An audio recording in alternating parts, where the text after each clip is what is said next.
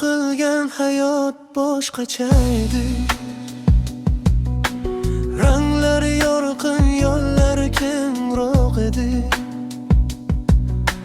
Ko'nglimda ko'ringan u jimjit dunyo haqqoniy hayotdan biroz yiroq edi. Men kulgilarimni osmonga yozgandim. Yulduzlar bilan sirlarim bo'lgandi. Har tongim umidga to'la boshlanib, har kecham orzuga quchoq ochgandi.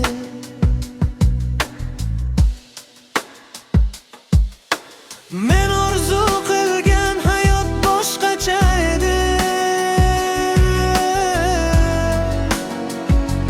Boshqacha edi. Lekin men hali taslim bo'lmadim. Shu nur bilan yo'limni yo'qotmadim.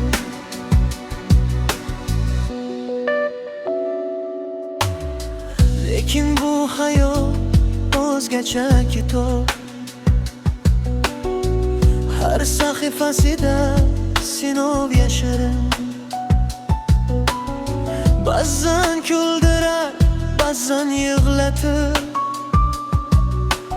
ko'ngilga samadi o'g'ir bir sirim.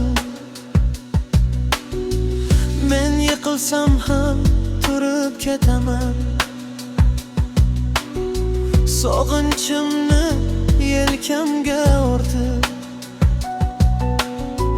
har bir og'riqdan saboq topaman. Yana bir umidni yurakka solib, men orzu qilgan hayot boshqacha edi. Boshqacha edi. Lekin men hali taslim bo'lmadim. Shu nur bilan yo'limni yo'qotmadim. Chunki yuragimda kichkina nur bor. Shu nur meni kechalarimdan olib o'tdi. U sinmas, so'nmas, jim bo'lsa ham yonar. Meni qayta oldinga yetakladi.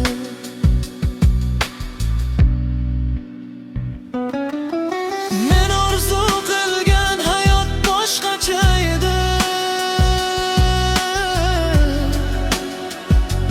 Boshqacha edi. Lekin men hali taslim bo'lmadim.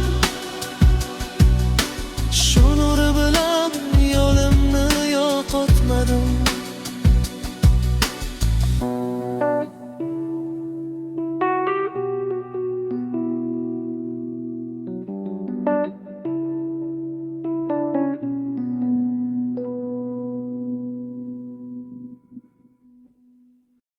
Menga yozib jo'natinglar, nima deb yozilgan, nimalar bor ekan buni ichida, qanaqa xonalar ekan. Mana bunisida qulf yo'q ekan. Ha yo'q, bor ekan, mana bu yerdan qulflangan ekan. Qaranglar, har bitta xonada mana bunaqa arabcha yozuvda yozilgan.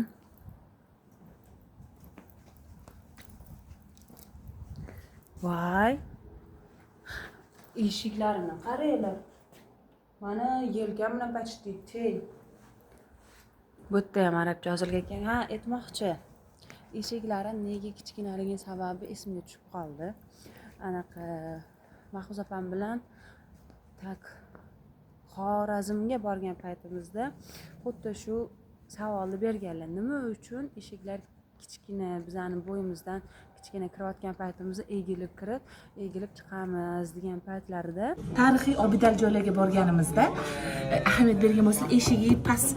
Nima uchun mana bunaqa kirlandi? Nega? Nima uchun? Shu savolga javob beringlar o'rtoqlar. Mana chiqishni ham qaranglar mana. boshingizni egib chiqib ketasiz. Nima ma'noda? Nima uchun? Nega baland emas, past egilib chiqish kerak? Kommentariyingiz to'g'ri topganlarga zo'r narsa bor. Kommentariyaga odamlar juda ko'p insonlar yozgan va to'g'ri javobni opam aytganlar. O'zinglar YouTube kanallariga kirib ko'rsanglar bo'ladi. U yerda to'g'ri javob to'xtanglar, men ham aytmayman to'g'ri javobni.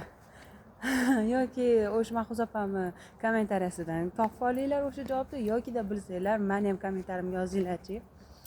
Qani kim topar kim? Ketdi, Nargizga ham kirib ko'ramizmi? Do'stlar, menda savol bor. Mana shu nima? Mana manba joyda o'rtasida mana shunaqa. Shu nima? Xullas, men o'z ko'zim bilan va nihoyat ot pulini ko'rdim. Mana. Xuddi mana shu chizma esinglarda bo'lsa 500 so'mda bo'lardi. Men buni yoshligimda juda ham katta pul bo'lardi. Yoshligimda men tog'am oldiga kelib, ot puli bering, sudda yutibsiz-ku, ot puli bering dedim. Tog'am endi advokat bo'lganliklari uchun votika menga ot puli berardilar. Mashalloh, ko'zim bilan ko'rdim, qaranglar. Voy. Yiqib tushdim. Qaranglar chiroyliligini.